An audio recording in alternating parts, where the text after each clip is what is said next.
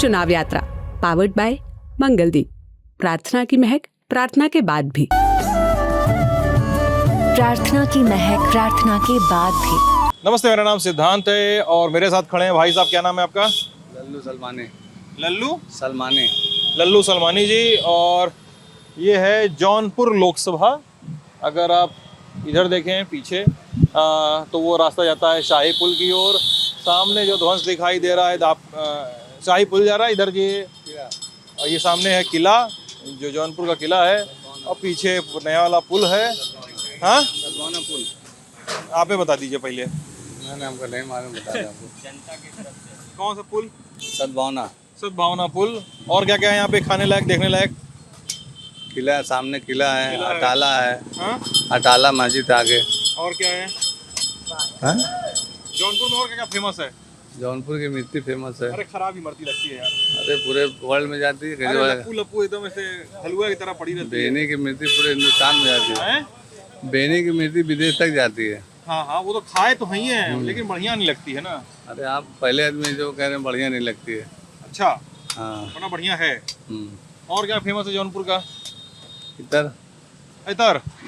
अच्छा, और कोई व्यक्ति फेमस है यहाँ का? धनंजय सिंह। धनंजय सिंह फेमस है। धनंजय सिंह जिन्होंने चुनाव में लंबा फेरबदल किया। कैसे किया, कहानी आप लोगों को छोटी सी पता ही होगी, लेकिन बता देते हैं। हाँ जी,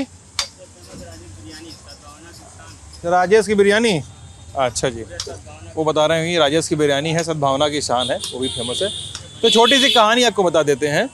मार्च के महीने में कृपाशंकर सिंह को भाजपा ने टिकट दिया। उसके बाद धनंजय सिंह को एक केस में सजा हुई, और उसके बाद क्यों जिस समय सजा हुई उस समय धनंजय सिंह निर्दलीय चुनाव लड़ने की तैयारी कर रहे थे।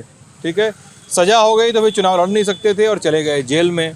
अब जेल में जाने के बाद उनकी पत्नी श्रीकला रेड्डी को बसपा ने टिकट दिया। फिर नाटकीय तरीके से बसपा का टिकट भी वापस हो गया, काट लिया गया टिकट या वापस कर दिया, ये नहीं पता।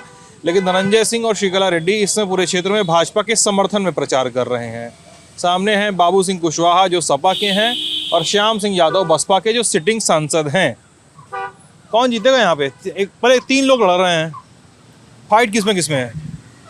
फाइट बस बीजेपी और गठबंधन, इंडिया गठबंधन से है। भाजपा और सपा में है। हाँ बस। बाबू सिंह कुशवाहा में। हाँ, दोनों में।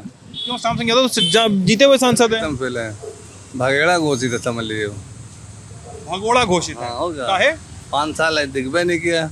हाँ जी, ऐसा है क्या? सांसद जी दिखते नहीं है क्या? सांसद जी तो अभी नहीं, जब से जीते हैं तब से कोई बार शक्ल नहीं देखा है यहाँ पे। हैं? जी, अब रैली है, अब इलेक्शन आ गया तो वो सांसद जी थोड़ा बहुत दिखने लगे, जैसे कि आज प्रेजेंट टाइम में आज सुबह दिख गए थे। आज सुबह दिख गए, भेटा गए। जी जी।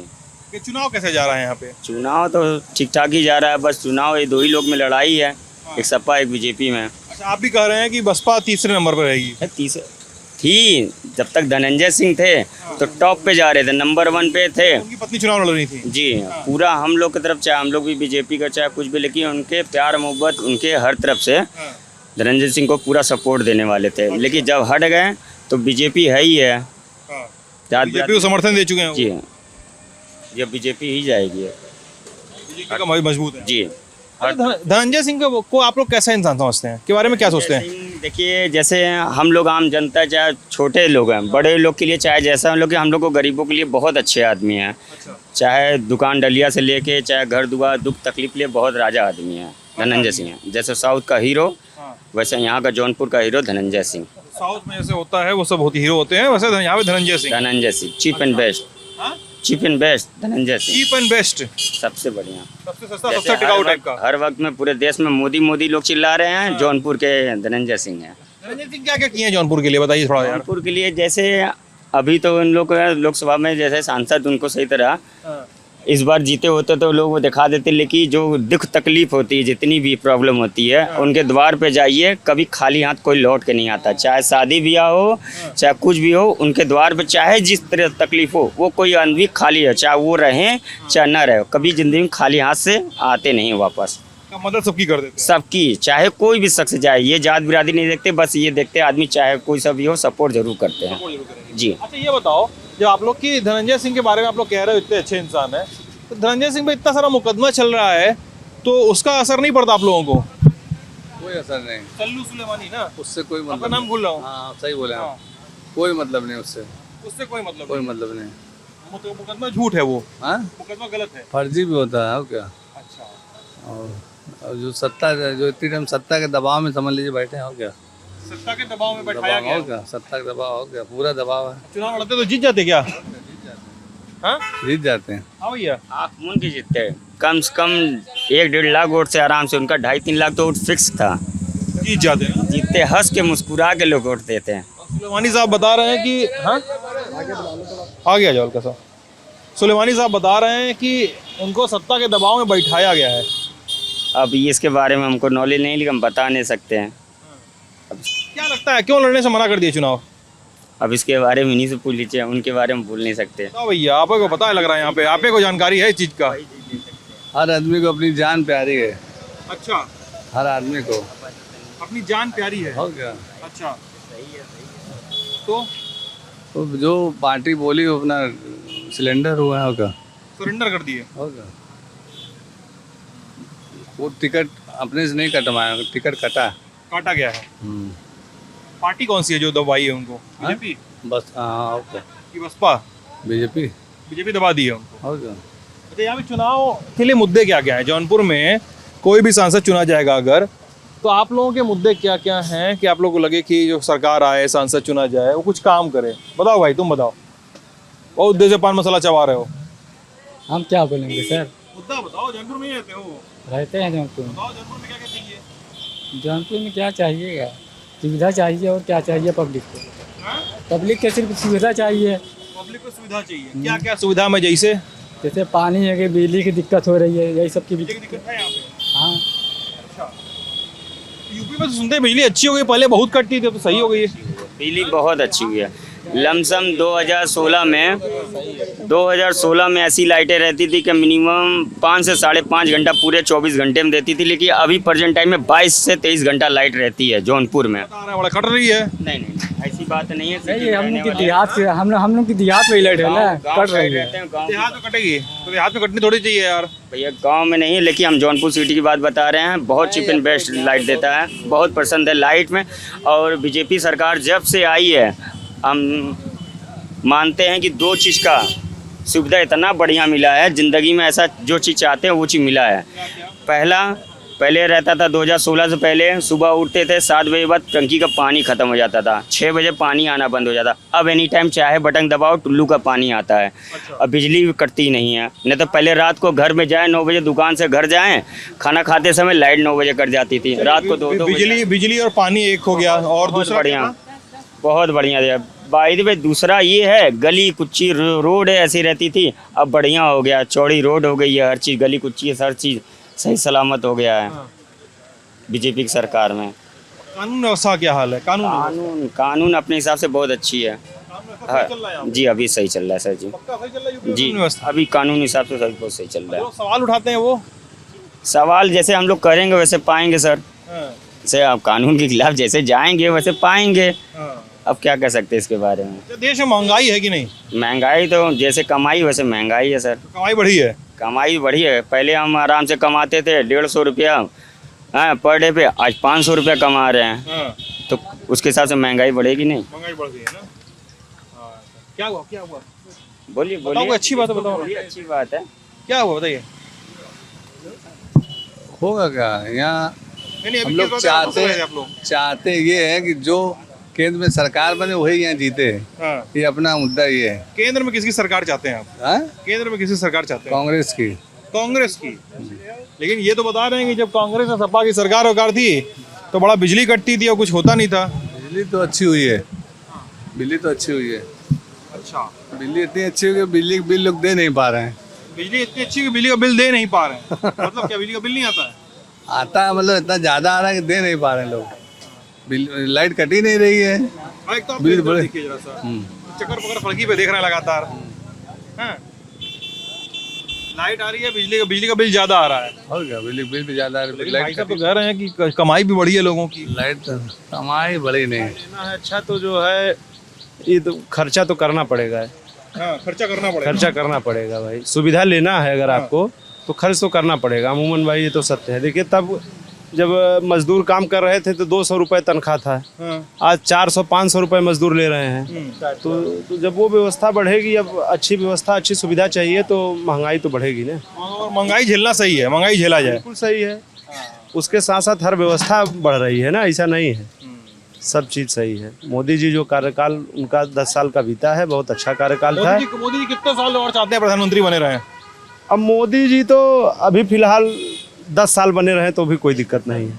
10 साल बने रहे? बने रहे, कोई दिक्कत नहीं। इसके मना कहाँ रहेगी उनके चले कर? अब वो नहीं, पार्टी अरे 73 साल हो गए, कहाँ रह पाएंगे? इतना शक्ति कहाँ रह पाएगी उनके पास? मतलब आप कह रहे हैं कि बुजुर्ग हो गए हैं, आप ये कह रहे हैं, और उनको ये कह रहे हैं कि बहुत दिन तक नहीं 5 साल रहेंगे, उसके बाद तो रेस्ट चाहिए। नेक्स्ट चाहिए होगा, रेस्ट चाहिए, रेस्ट चाहिए, आराम चाहिए उनको। अच्छा, आगे कोई दूसरा होगा। मोदी जी आप चाहते हैं 10 साल रह जाएं? हाँ, रह जाए, कोई दिक्कत कोई दिक्कत नहीं, लेकिन उनके पास शक्ति होनी चाहिए ना। 10 साल। अच्छा, मुझे 10 साल रह जाएंगे तो क्या क्या होगा ये बताइए। बहुत कुछ होगा। अब अभी तो मोदी जी जैसे 10 साल में आप देखिए, जहाँ अब यही शहर में इस जौनपुर जिले से लगभग समाजवादी पार्टी के 8-8, 9-9 मंत्री रहते थे। और आप इसी जौनपुर से अगर आपको शाहगंज जाना होता तो समाजवादी पार्टी के माननीय मंत्री ललई यादव जी थे। और आप इसी जौनपुर से शाहगंज आपको जाने में कम से कम 1 घंटा लगता था। और मंत्री और विधायक सब समाजवादी पार्टी की सरकार के थे। आज आप समझिए कि जौनपुर से यदि आपको शाहगंज जाना है तो आप आधे घंटे से 20 मिनट में पहुंच जाएंगे। 20 मिनट आधे घंटे से। पारसनाथ यादव जी मल्ली विधानसभा से 2-3 बार विधायक रहे हैं। इसके पहले रारी विधानसभा थी, फिर वो मंत्री हुए। उनके भी कार्यकाल में समाजवादी पार्टी की ही सरकार जो थी। और आप जौनपुर से खुटहन मल्ली होते हुए अगर आपको जाना होता था तो भी आप 1 घंटे से पहले नहीं पहुँचेंगे। और आज आप जौनपुर से अगर मल्ली होते हुए खुटहन अगर आपको जाना है तो आप वही 20 से 25 मिनट में पहुँच जाएंगे। ये मोदी की सरकार है, ये मोदी की दिया हुआ है। अच्छा। और आप तमाम एक्सप्रेस वे बने, हाईवे बने, 4 लेन बने, तो भाई अब जब आपको सुविधा लेनी है तो इतना थोड़ा बहुत उतार चढ़ाव तो रहेगा ही। शेर पाला है तो खर्चा करना पड़ेगा, बिल्कुल करना पड़ेगा। मोदी को शेर मानते हैं आप? जी जी जी। अब इस समय समाजवादी पार्टी सरकार का एक नया ऐलान चल रहा है कि पीडीए और संविधान खतरे में है। हाँ। तो जब इनकी सरकार थी तब पीडीए, पिछड़ा दलित और अल्पसंख्यक, तब नहीं इनको ख्याल था। भाई बैकवर्ड क्लास के ही तो ये भी तो मुख्यमंत्री थे, मुलायम सिंह यादव जी। हाँ। तो बैकवर्ड के ही नेता थे, बैकवर्ड अब स्वयं भी थे वो। तो तब उनको पिछड़ा दलित और अल्पसंख्यक नहीं ख्याल था। हाँ। भानुकुमारी मायावती जी भी थी 5 साल। तो आज जो है सबको जो है समस्या है। आज कहते हैं कि संविधान खतरे में है कि नहीं है? संविधान कैसे खतरे में है आप बताइए? संविधान नहीं खतरे में है। संविधान तो तब खतरे में था कि जब समाजवादी पार्टी की ही सरकार थी। और उस समय समाजवादी पार्टी द्वारा पोषित माफिया, जैसे हमारे यशस्वी मुख्यमंत्री योगी आदित्यनाथ जी ने कहा कि ये मुख्तार अंसारी जी थे। और उस समय सिटिंग एमएलए कृष्णानंद राय की हत्या कर दी जाती है। वर्तमान विधायक और उनके साथ लगभग 20-25 लोग मारे जाते हैं। तब इन लोगों को संविधान खतरे में नहीं था।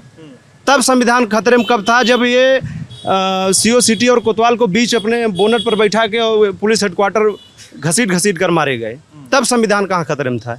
तब इन लोगों को संविधान का ख्याल नहीं आया। आज बता रहे हैं संविधान खतरे में है। बहन बेटियां कह रहे हैं सुरक्षित नहीं है। जब देश का विधायक और सांसद नहीं बचे जा रहे हैं, मारे जा रहे हैं, वो भी कि FIR दर्ज हो रहा है। मुख्य आरोपी थे उसमें जो है ये माननीय अफजाल अंसारी जो सांसद थे अभी, और ये थे मुख्तार अंसारी जी थे। कोई सजा नहीं, कुछ नहीं। सब जहाँ जो था सब क्लीन चिट, सब खाली, कोई आरोप नहीं, कुछ नहीं, सब सही थे।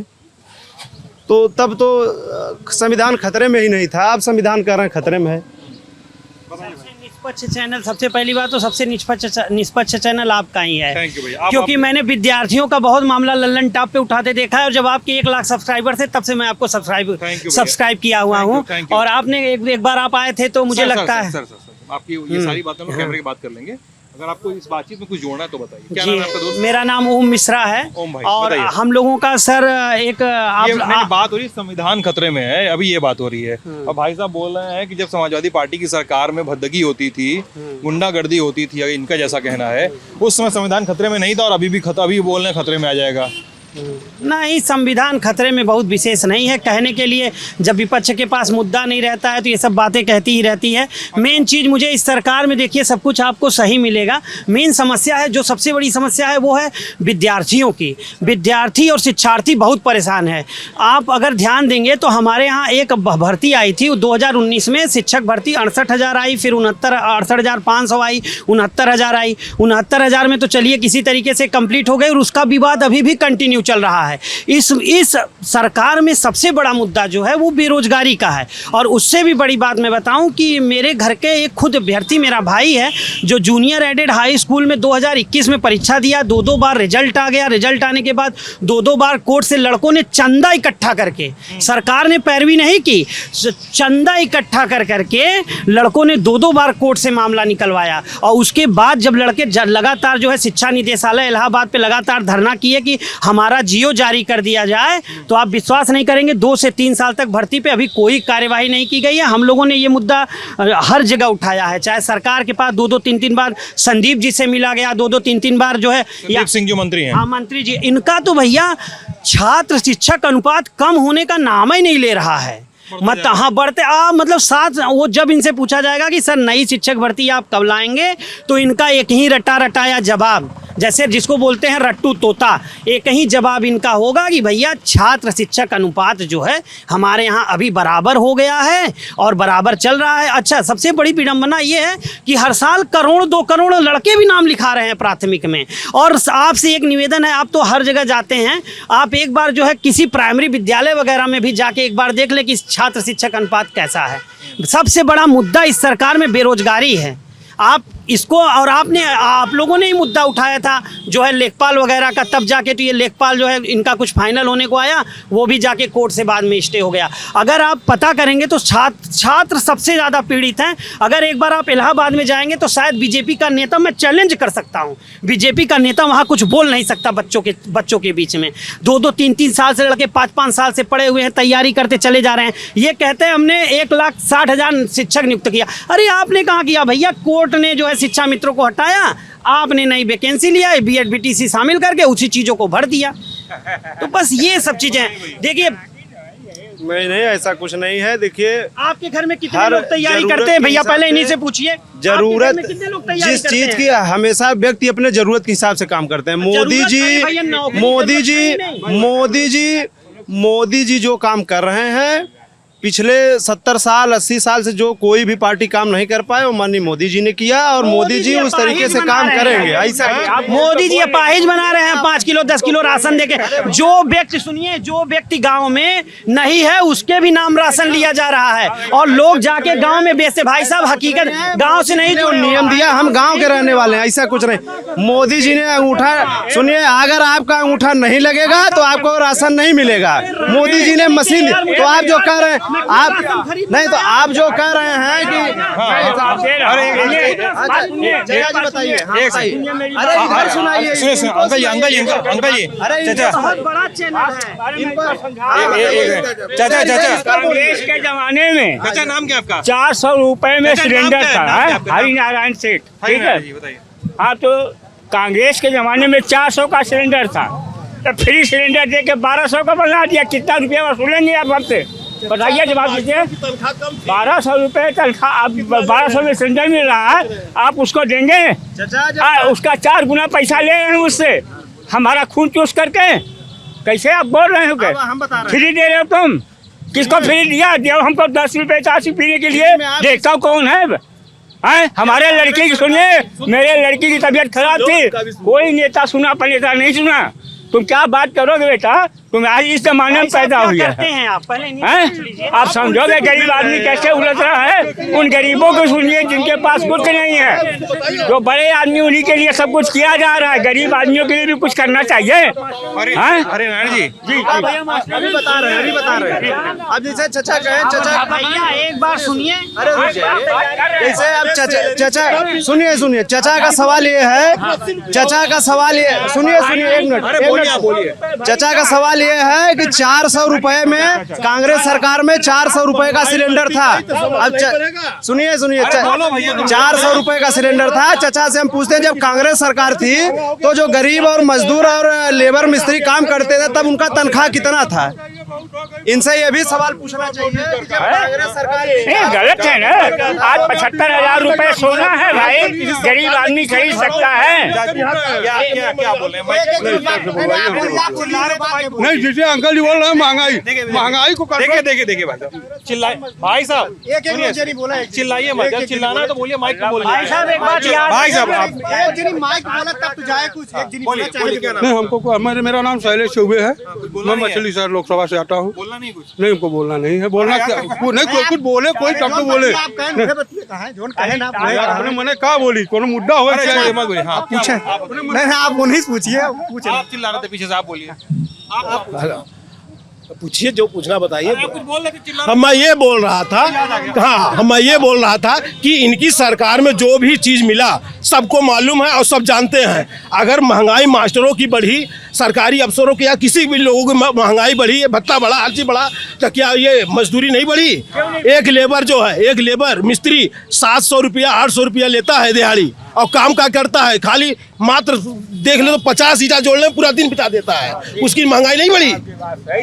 और उसके बाद सर, उसके बाद कोई गरीब ये नहीं कह सकता, कोई गरीब ये नहीं कह सकता कि मेरे पास घर नहीं मिला।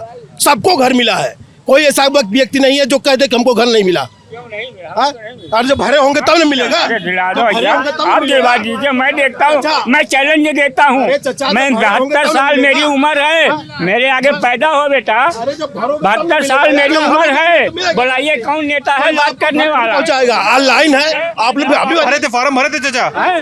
फार्म क्या देगा, वो क्या देंगे? अब क्या देना है? जो देखना तो मैंने देख लिया कि आप भरे हो तो आपको नहीं मिलता। ऐसा कैसा कह रहे चाचा? यार एक आदमी को मिल गया, सबको मिल अरे गया। एक आदमी नहीं, ये गवर्नमेंट अपने पास से पैसा दे रही है। अरे कहीं से भी आ रही है। गवर्नमेंट कहाँ से पैसा दे रही है?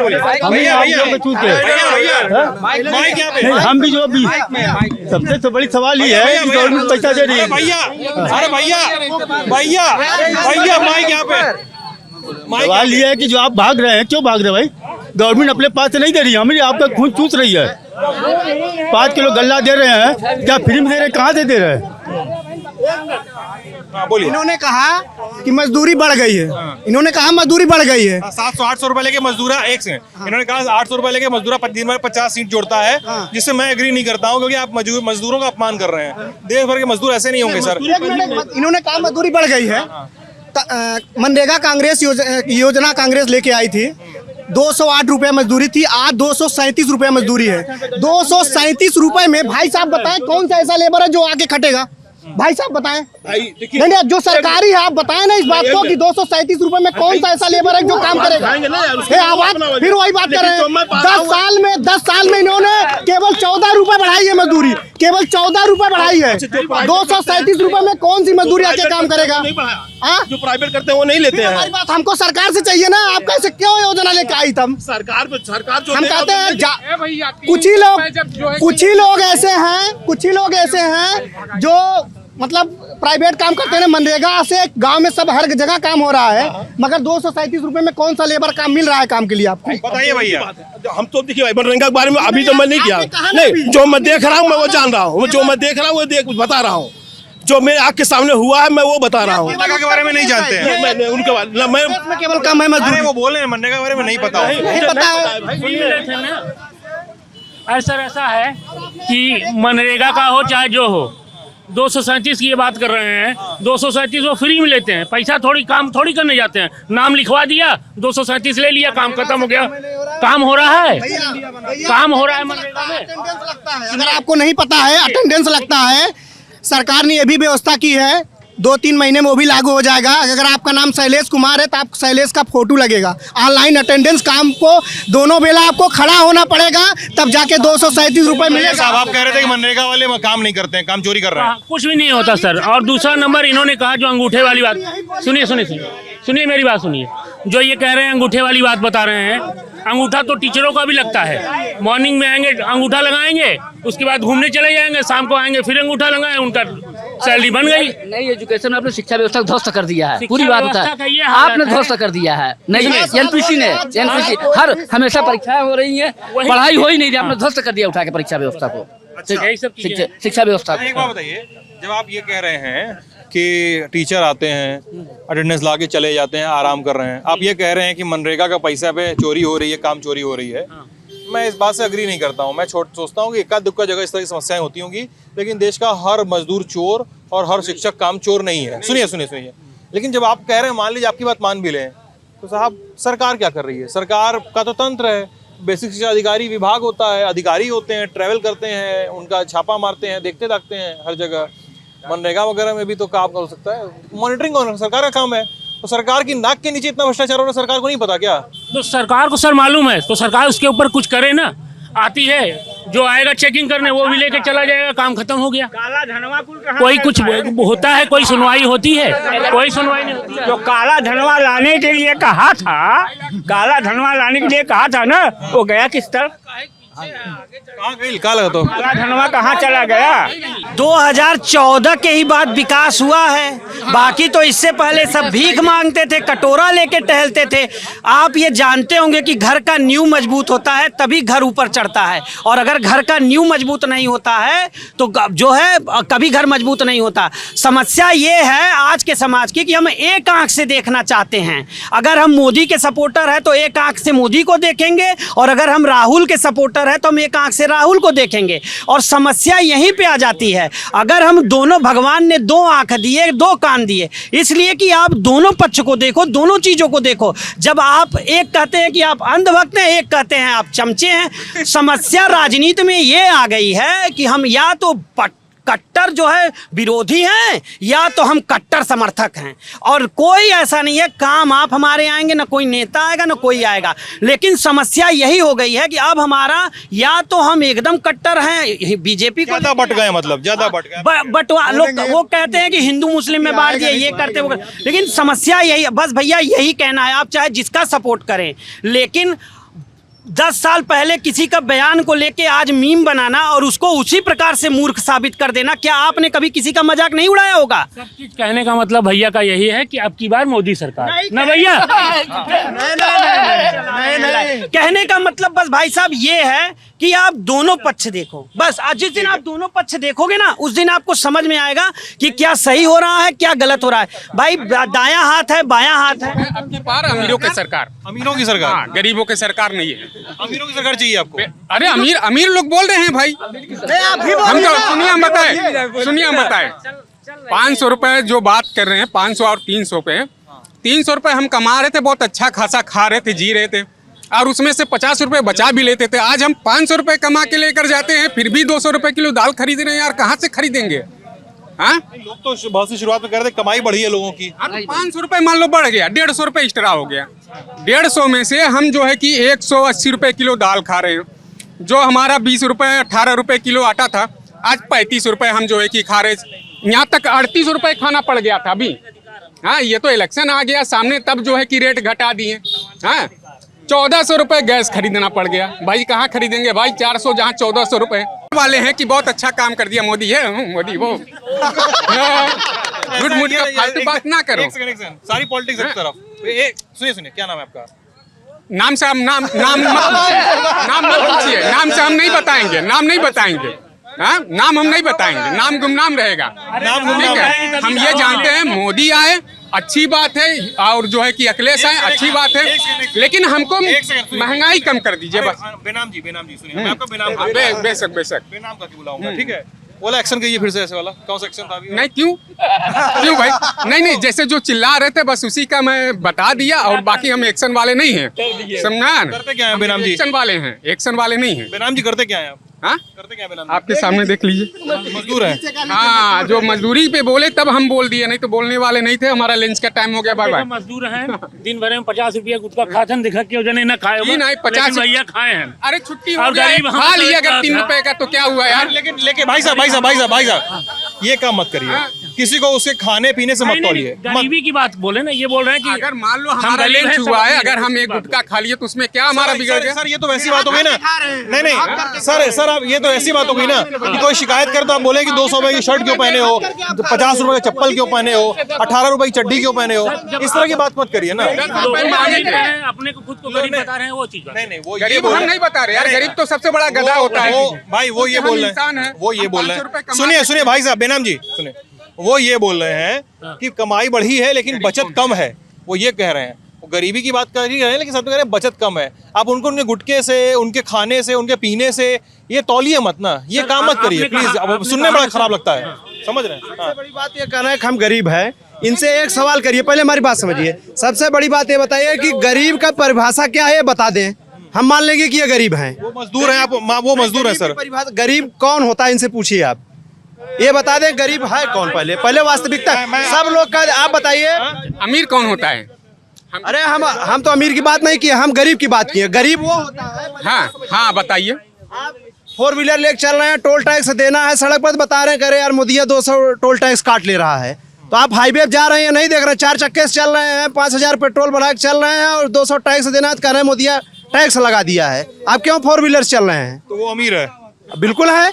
अब वो ले रहे हैं 4 व्हीलर चल रहे हैं, अरे गरीब वो है, गरीब वो है। देखिए वास्तव में गरीब वो है जिसके पास खाने के लिए खाने की व्यवस्था ना हो, रहने के लिए आवास, मकान, घर और मड़ई मढ़ा तक ना हो, और स्वास्थ्य व्यवस्था जो भी है, पहनने के लिए कपड़ा ना हो उनके पास। वास्तव में गरीब तो वो है, समझ रहे हैं। टैक्स बारे में पूछिए, टैक्स बारे में आप क्या कह रहे हैं? भैया जो गाड़ी लेते समय 1 लाख 1.5 लाख जमा कराते हैं, कौन चीज का जमा कराते हैं? रोड टैक्स का।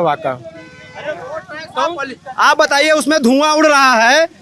आप कह रहे हैं जब बीमार थे कोरोना में तो मोदी ने वैक्सीन क्यों नहीं दिया? मोदी ने वैक्सीन दिया तो उसमें जो है, वही बात हम आपके मुद्दे की बात बता रहे हैं। जो आप कर रहे हैं, वो टैक्स की बात, जो आप कर रहे हैं 1.5 लाख रुपए टैक्स ले रहे हैं, 1 लाख ले रहे हैं, तो वो टैक्स इसीलिए जो पॉल्यूशन बढ़ रहा है उसका, जो भी सब गाड़ी भाड़े पे करके लेके जा रहे हैं। सुनिए पहली बात, भाड़े पे गाड़ी करके लेके जा रहे हैं, 200 रुपया हमें फिर भी टैक्स अलग से देना पड़ रहा है। अपने पास टोल टैक्स देना पड़ रहा है ना, कि 200 रुपया और बढ़ाना हमारा। लेकिन टोल टैक्स देने में क्या मतलब, मुझे समझ, देखिए टोल टैक्स को लेके ना लोगों के अलग अलग मत होते हैं। कोई लोग को बोलते हैं कि यार 6 लेंगे 8 लेंगे, सड़क बन गई है, टोल टैक्स दे दो, सड़क पे चलना आसान होगा, सड़क का खर्चा निकल जाएगा। फिर वो लोग वही बोलते हैं कि हम तो रोड टैक्स देते हैं, तो अलग से टोल टैक्स क्यों दें? सरकार क्रेडिट क्यों लेती है कि मैंने रोड बनवा दिया? जब जनता से पैसा ले रही हो सर्विस टैक्स के रूप में, तो क्रेडिट क्यों ले रही है? ये बात क्रेडिट क्यों ले रही है? ये ले रही है कि मोदी जी भारतीय जनता पार्टी के प्रधानमंत्री, न कि रिजर्व बैंक ऑफ इंडिया के प्रधानमंत्री हैं। पहली बात ये है, मोदी जी ये नहीं कहेंगे। सर अरे भाई साहब, अरे सुनिए, आपकी आवाज नहीं आ रही है भाई साहब, सुनिए, अरे सुनिए भाई साहब, सुनिए भाई साहब, आप चिल्लाते रहिएगा, आपकी आवाज नहीं आएगी जब तक मैं नहीं चाहूंगा। ठीक है, आप सुन लीजिए बात मेरी। आपने कहा कि मोदी जी भाजपा के प्रधानमंत्री हैं। सर मोदी जी देश के प्रधानमंत्री, हाँ वही बात। अब अपनी बात साफ, उसकी बात ये, देश के प्रधानमंत्री हैं तो ये नहीं है कि वो रिजर्व बैंक ऑफ इंडिया से पैसा लाएंगे, आपको 4 व्हीलर फ्री में दे दें। आपको रिजर्व बैंक ऑफ इंडिया तो भारत सरकार ने पैसा लिया। अच्छा ये बताइए, सरकार कोई भी हो भैया, चाहे कांग्रेस की हो चाहे भाजपा की, परेशानी हम ही लोग की है। ये ना कहें चाहे कांग्रेस आवे या कोई भी आए, परेशानी हमें। जब 150 रुपया 200 रुपया जो जमा कर रहे हैं, दे रहे हैं, अगर इसके ऊपर आवाज़ उठाइएगा तो कुछ ना कुछ कम होगा। 60 किलोमीटर है न बनारस, कितना देते हैं आप? कितना देते हैं आप? 110 रुपये लगता है। आते समय कितना देते हैं? नहीं 55 कितना एक साइड का आप बताइए कितना हो? 8 रुपये, 125 15 रुपया लेते हैं। एक तरफ का 115 रुपया का, दोनों आए जाए मिला के ले लेंगे तो 200 रुपया मिला के 200 रुपये होता है। 200 अप डाउन को 200 नहीं है, 110 रुपये लगता है, 55 रुपये फिर वापसी लगता है। 165 भवा इनके हिसाब से। 165 हुआ। हमारी बात, कै किलोमीटर चले, कम से कम 100 किलोमीटर चले तब इतना होना चाहिए, कम से कम 65-70 रुपया है। 30 से 60 किलोमीटर पे हम दे रहे हैं। अच्छा ठीक है चलिए, टोल टैक्स सुनिए भाई साहब, अरे भाई फिर आपकी आवाज नहीं आएगी, अरे आपकी भी आवाज नहीं आएगी, सुनिए भैया क्या एक तो खींचना बंद कर दो भाई, आपसे नहीं आपके समर्थकों से बोलना खींचना बंद कर दो, कौन से ये भी बोल रहे हैं भैया, अरे हम बोला थे भाई कि ये भैया का वकालत नहीं करा, भैया के बोले आएला खुद से, भैया का जवान हो, भैया बोल लिया। क्या नाम है तुम्हारा? शशांक सिंह सानू, जिला उपाध्यक्ष भाजपा। जिलाध्यक्ष भाजपा, जिला उपाध्यक्ष। भैया यहाँ पे लोग कुल फरियाल बने कि कुल हमारे यहाँ पे रोड टैक्स बड़ा लगत हो, महंगाई बहुत हो, बचत बहुत कम हो, हाई कुल बोला तो उन लोग का उससे पहले सब राजे रहा भाई, इस सरकार से पहले सब लोग राजे थे, उससे पहले नहीं टोल टैक्स लगता था, सब कुछ फ्री में मिलता था क्या? आप ये बताइए, कोई जमीन आप 3 साल 10 साल पहले खरीदे हैं, आज उतने में बेचेंगे? 10 गुना दाम बढ़ा है, तो किसी सामान का दाम बढ़ेगा नहीं थोड़ा बहुत? दाम बढ़ा सही है, कोई दिक्कत नहीं।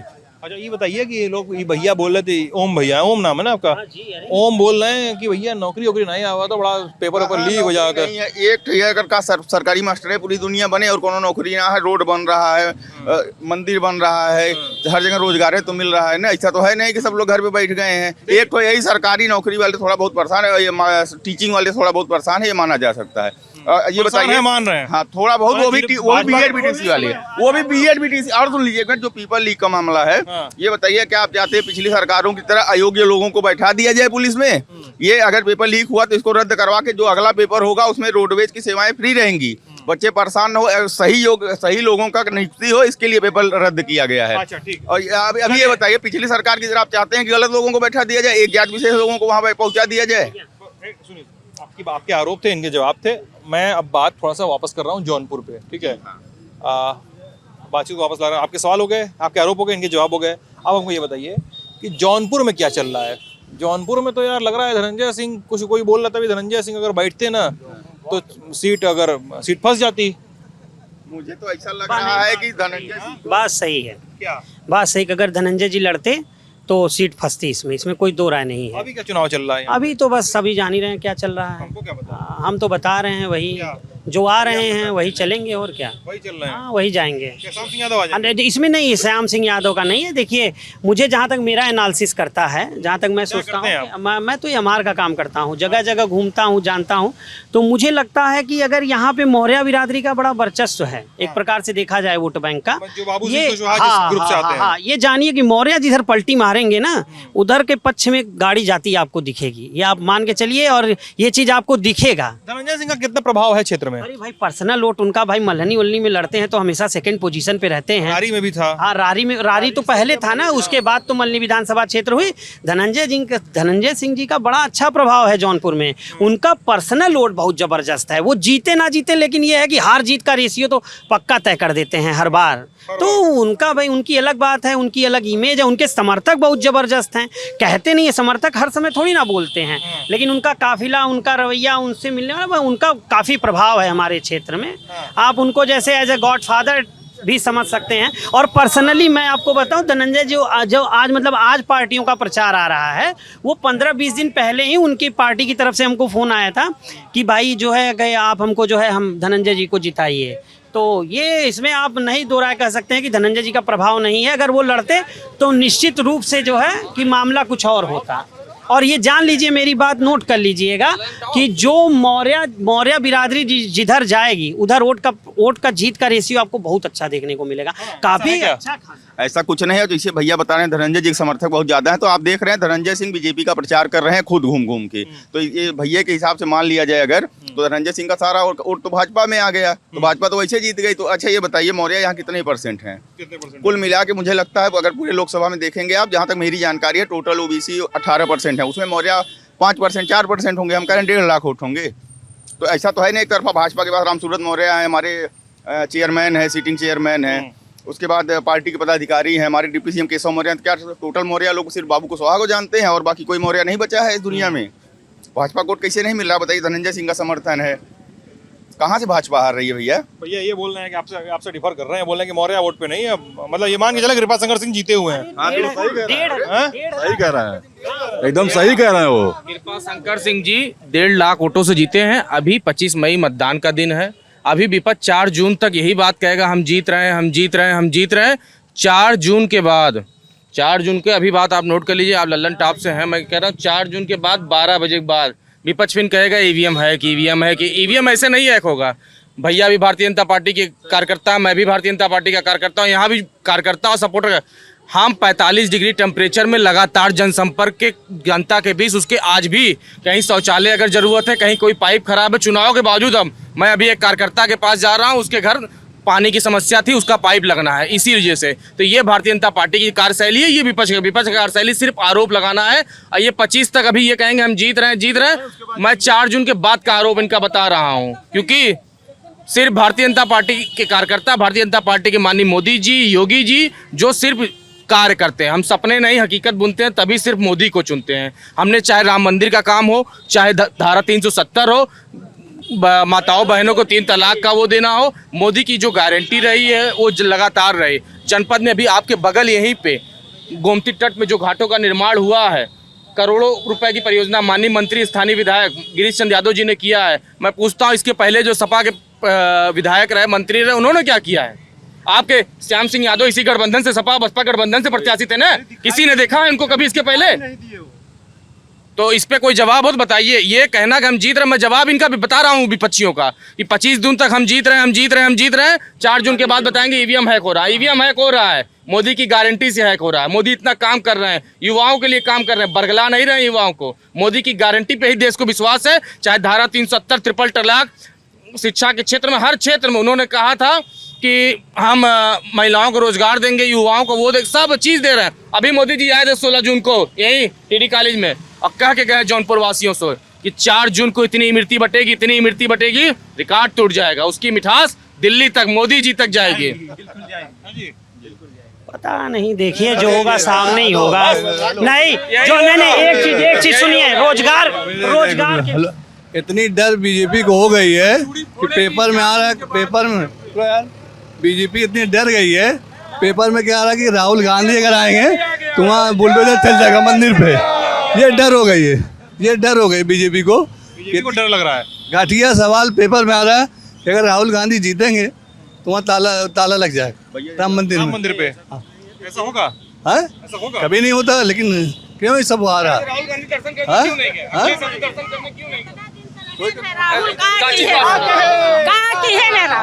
मोदी का काम देखा, राहुल का कौन काम देखा? का की है जनता पर? कुछ नहीं की है, डंका के चौक पर मोदी जीतेगा। 12 टिकट घर में है हमारे, 12 वोट जाए।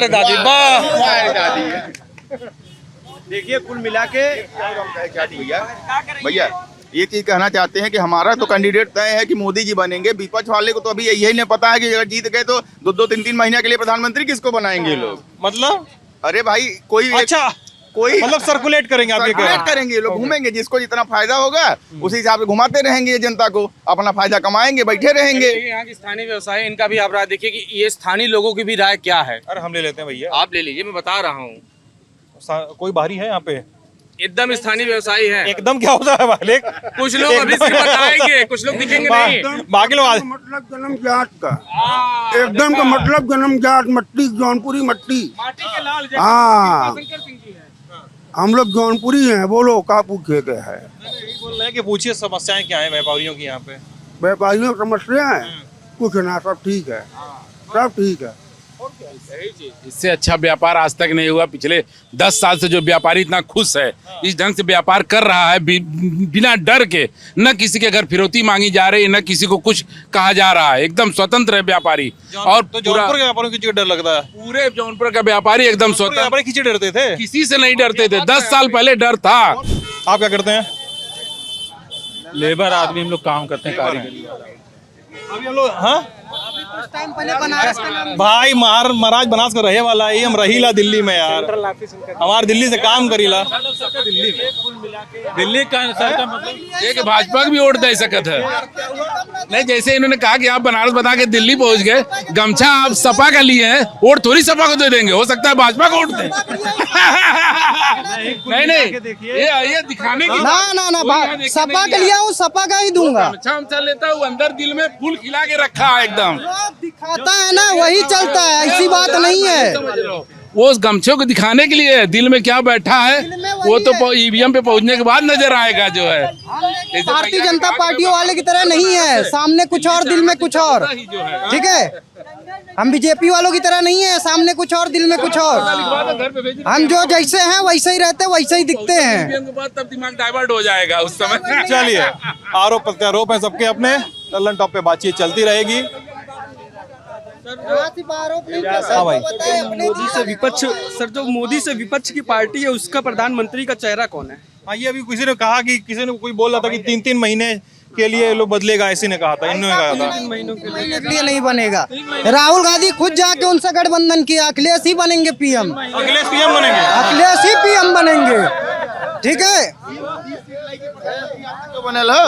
20 सीट लेगी आज तक के प्रधानमंत्री बनना तो पूछा बात पता चल जाए सबके के क्या बना था, ठीक है। सबके बता दो 85 साल से चल रहा है। भाई साहब हमसे 2-4 लाख रुपया शर्त लगा लेते नहीं बात पे, हमारा कुछ फायदा हो गया। बोल रहे शर्त लगाने का, बोल ठीक है। गारंटी मोदी वाली गारंटी नहीं, अब कहा कुछ और करा कुछ और, ठीक है। एक कहावत है विरासत से, एक कहावत है विरासत से तय नहीं होते सियासत के फैसले, ये तो संघर्ष बताएगा कि आसमान किसका है। 4 जून को 400 पार मोदी जी ने कहा है, तो 4 जून को 400 पार की गारंटी है। बताओ भैया, 400 पार हो नहीं, बोल दीजिए, बोलिए बोलिए बोलिए, अरे नहीं बोलने दीजिए इनको। वो 400 के पार जो बोले है ना, वो सबकी महंगाई 400 के पार करेंगे। जो अभी पेट्रोल 100 रुपए तक पहुंचा है ना, 400 तक पहुंचा देंगे 5 साल में। अगर मोटरसाइकिल चल रहे हैं, आप पैदल चलिए, कोई पेट्रोल भरवाने की जरूरत ही नहीं, आप साइकिल चलिए। तो आप पेट्रोल की बात करेंगे, चलेंगे हवाई जहाज से और कहेंगे हम गरीब हैं, ये कोई बात तो है नहीं। यदि बताएं जिससे महंगाई कोई कम नहीं कर सकता, कोई भी सत्ता आएगी। और बताया था पहली बात, जिससे कांग्रेस की क्या है कि न नीयत साफ है, न नीति साफ है, और क्या एजेंडा है उनका कोई पता ही नहीं है। मेन मतलब छोटे एक कम्युनिटी को बस खुश करना है। अभी लताड़ लग गई ममता बनर्जी को लताड़ लग गई हाई कोर्ट से, करें हाई कोर्ट का हम बात नहीं मानेंगे। मतलब तुम क्या संविधान कपार पे ले घूमते, सर पे ओबीसी वाला फैसला है अभी, सर पे लेके घूमते संविधान, और वही हाई कोर्ट फैसला देता है, नहीं मानोगी तो क्या मानोगे? तुम लोग कोर्ट का भी नहीं मानते हो, ठीक है।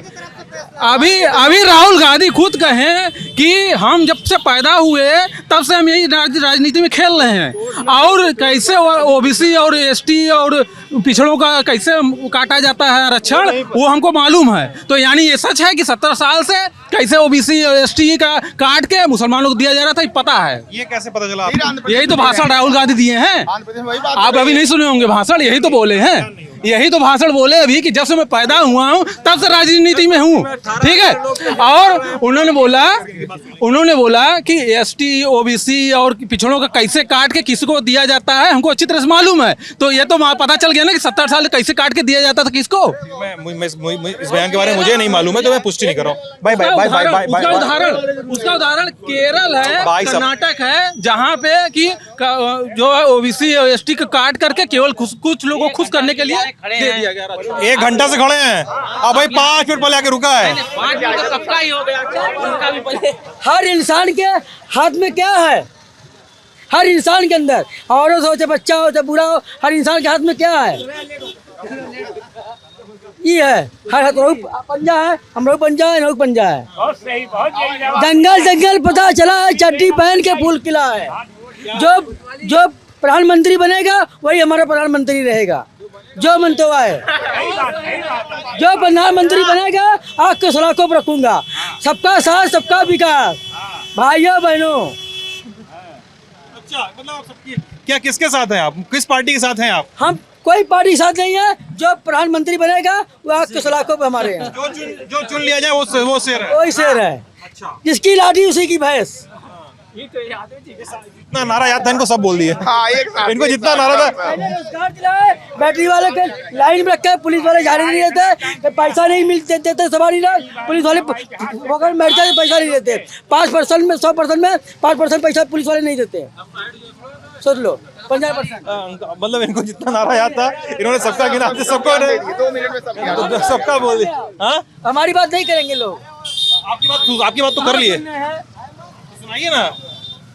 हम कह रहे रोजगार दिलाएं, पुलिस वाले सही करें, जो पैसा नहीं देते हैं सरकार को, हमारी उस पे सरकारें काम करें ना, सरकार काम करे, विचार करे, उसको रोड दे, गाड़ी के सरकारी नौकरी दे दे, तो प्राइवेट में गाड़ी चलता है, प्राइवेट में चलाएं, है कि नहीं? जाम लग रहा है। चलिए बातचीत को बंद करते हैं। जाम लग रहा था, लोगों की अपनी नाराजगियां हैं, अपनी चुहलबाजियां हैं। ये पूर्वांचल है, ये लल्लन टॉप है, आप देख रहे थे हमारे और असद के साथ। बहुत बहुत शुक्रिया।